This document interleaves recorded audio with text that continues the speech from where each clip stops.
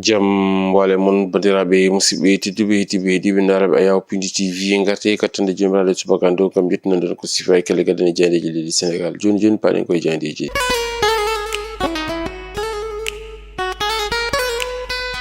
talata 1 lewru novembre hitande junnaje 2024 ko sifa e kelle gadane jandeji leydi Sénégal eɗen puɗɗoro e jayde Walf Quotidien kamɓe musidmen jandiyankoɓe ɓe garti ko e hoorejo leydi ndi Bassirou Diomaye Faye caggal nde wondiɓe maɓɓe toon to lande Pastef namdi wonde kay guettugol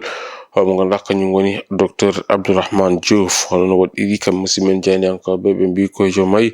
dans l'embarras ɗum ina tawe e jayde ganduɗa kay kon woni jayde Walf Quotidien kam musidmen jandiyankoɓe ɓe dokki konngol biyeteɗo Ibrahima Bakhoum ɗo wi oɗo saaha joni ɗo faya to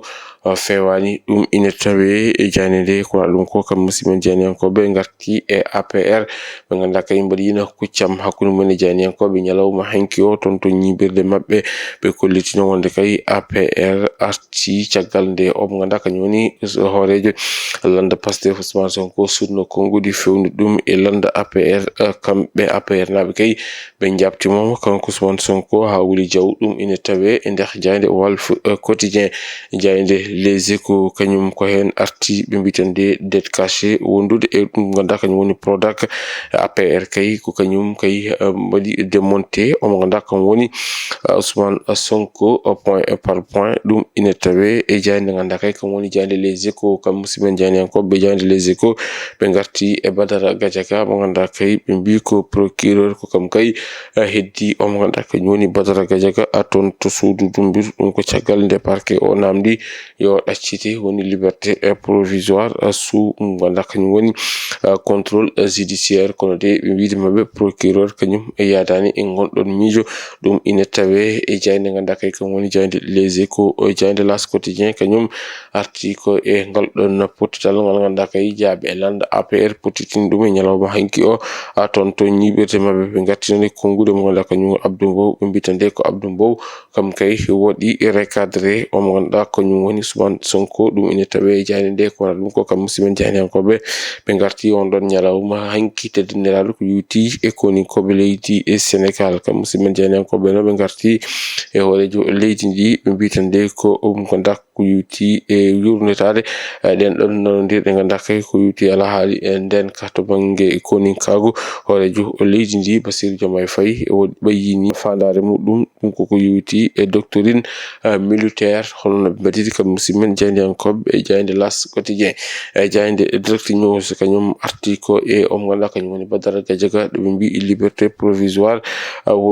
wondude kay ɗum ganduɗa kañum woni sous contrôle judiciaire woni e waɗanede ɗum ko wiyete ko bracelet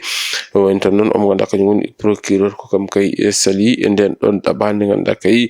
juge o waɗino ɗum ina tawe e jayde ganduɗa kay kom woni e jayde wiyetede jayde Direct News kam musidɓe jandiyankoɓe mbi ko caggal nde doyen des juges yamiri omo ganduɗa kañum woni Badara Gadiaga yo yaltu toon to suudu Dumbirdu haɓɓane ɗum ko wiyete ko bracelet électronique e woni tan noon omo ganduɗa kam woni procureur de la république ko kam kay woni ko yadani e nden ɗon yamirore ɗum ina tawe e jayde ganduɗa kay kam woni jayde koye on saaha noon jayde Quotidien Le Quotidien kañum ne naati dingaral ɓe mbitande ko attaque du président à Pastef la république de l'APR à Sonko mbi ko caggal nde o suudi konngudi o faani ɗum e ɓe ganduɗa kañum woni lande APR kanko mo ganduɗa kam woni hoorejo lande ka Pastef ɓe ganduɗa kañumen goni APR naɓe kañumen kay tardani he lawol gotol soko jabtademo kanko ganduɗa kay kañum woni hoorejo lande Pastef holno wiiri e jayde ganduɗa kay kam woni jayde Quotidien Le Quotidien ɓe garti noon e konngudi omo ganduɗa kañum woni Amadou Mame Diop tawateɗi e jayde nde ko ɗum ko kam musidɓe jandiyankoɓe ɓe garti omo ganduɗa kañum woni Badara Gadiaga ɓe mbitande ko caggal nde juge o yamiri Badara Gadiaga yo yaltu toon to suudu Dumbirdu haɓɓane ɗum ko wiyete ko bracelet électronique ene woni tan omo ganduɗa kañum woni procureur kañum kay woni ko yadani hen ɗum ko saabi Badara Gadiaga ma heddo toon to suudu dumbirdu jayinde tribune dal la tribune kañum arti ko ala haali ko yuti e faggudu o leydi ndi kamɓe ɓe kollitino wonde kay oɗo saaha joni ɗum ko yuti ala haali faggudu ndu kamɓe musidɓe janiyankoɓe ɓe garti hen ko ɓuri ko yajje kono noon ɓe gartini kadi e ngal ɗon pottal ngal ganduɗa kay jeeyaɓe landa APR pottidini ɗum e ñalawma hanki o ɓe mbitande ko ɓe ganduɗa kañum woni APR nabɓe kañumen kay mbaɗi contre attaque mbaɗi démolir woni tan pirti ɗin ɗon konngol ɗi ganduɗa kay ko konngoli tumamuye ha pawnodi e dow mabɓe taw fo ɓe mabɓe noon ko ɗon gardiɗo landa Pastef hono no wiiri jande kam simen janiyankoɓe ɓe garti e Badara Gadiaga mo ganduɗa kay ma heddo toon to suudu dumbirdu hono no ɓe mbaɗiri ɓe gartini kadi e port autonome mo Dakar ɓe mbitande ko caggal ɗin ɗon menace uji ɗi ganduɗa kay nene kewi toon to leydi Mali oɗo saaha joni ko hunde hulɓinide kadi ko hunde hamnide wonande kay e port autonome mo Dakar ɗum ina tawe e nder jayde ganduɗa kay ko kam woni e jayde wiyetende jayde la tribune e jayde le point kañum arti ko yewiti ala haali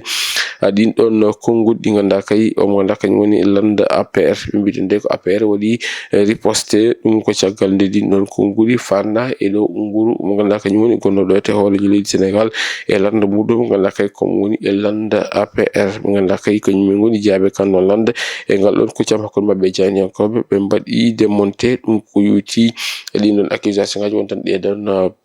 ko happoje pownoɗe dow mabɓe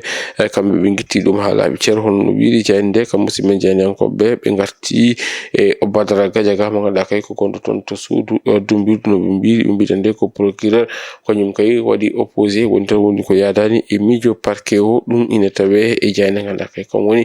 jayde wiyetende jayde point actu jayde Rewmi Quotidien kañum arti ko yuti ala haali on ɗon coopération militaire avec les partenaires étrangers ɓe mbitande ko hoorejo leydi ndi waɗi annoncé woni tan habri wonde kay ma yurnito ko yuti eɗen ɗon nanodiri ɗum koko yuti e nden kay kisal ɗum ene tawe e jayde nde musidɓe janiyankoɓe ɓe garti e Badara Gadiaga ɗo ɓe mbi placé sous contrôle judiciaire le parquet dit net et interjette l'appel ɓe mbitande ko parquet o kañum kay woni ko sali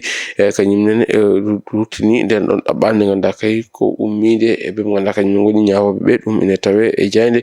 ganduɗa kay kañum woni jayde quotidien jayde Rewmi Quotidien e jayde guendiri nde Le Soleil kañum arti ko on ɗon ñalawma teddiniraɗo ko nin kawgo leydi Sénégal ñalawma hanki o ɗo ɓe garti ɓe mbitande ko soldateɓe kay oɗo saaha joni kañumen mbaɗama impliqué ɗum ko yuti on ɗon juge woni juge olympique de la jeunesse jogorɗo yuɓɓinede ɗo e nder leydi Sénégal ɓe mbaɗi hoorejo natal hoorejo leydi ndi kam e koninkoɓe ɓe leydi Sénégal ɗum ko caggal nde gonno e yuɓɓinde on ɗon ñalawma ngam mawninde konin kago e nder leydi ndi hoɗon no waɗiri e jayde guendiri nde jayde Le Soleil jayde coftal ɓalli nde kañum arti ko e ngal ɗon pottital hakkude leydi Sénégal e leydi Brésil en ɗon pottide cihlagal ɓe garti noon e Habib Diallo ko noon kadi ɓe garti e ɗen ɗon barol e sappo e tati ganduɗa kay kañumen goni ha tawtornoɓe on ɗon séance d' entraînement gaddiɗo wonande keppu gueddijo mo leydi Sénégal ɓe garti e Habib Diallo mo ganduɗa kay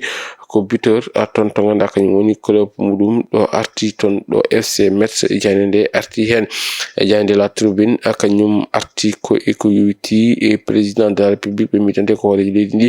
kañum kay yonni on ɗon stratégique wonande kay koninkoɓe leydi Sénégal ko yuti on ɗon jeux olympiques 2026 jogorɗo yuɓɓinede ɗo ete nder leydi ndi jayde nde arti e ngal ɗon pottal bannogal hakkude Jaraaf kam e ɓe ganduɗa kañum woni union sportif mo Ouakam ko yuti e on ɗon violence bannoɗo ɓe mbi ɗon de ko Jaraaf privé de le stade de Ngor ɗum ina tawe e jayde ganduɗa kay kam woni e jayde wiyetende e jayde La Tribune Sport bandiraɓe musidɓe tedduɓe tiɓe daraba Yaw Pindi TV ko ɗum ɗo woni komin kemno robinade ko sifa e kelle gadane yoga e jayndeji leydi Sénégal adi meɗen robinde jayndeji wonata ko alarba janggo sogena haaji ɗo e nden min mbiyon jokkere ɗoftade kamara wiidade programme uji ɗi Pindi TV so yi ha waktuji sappo e tati joni ma en dañ fartange artuɗo ɗo gam yettude ɗon kabaruji mon e ɗemgal Pulaar Allah jarama.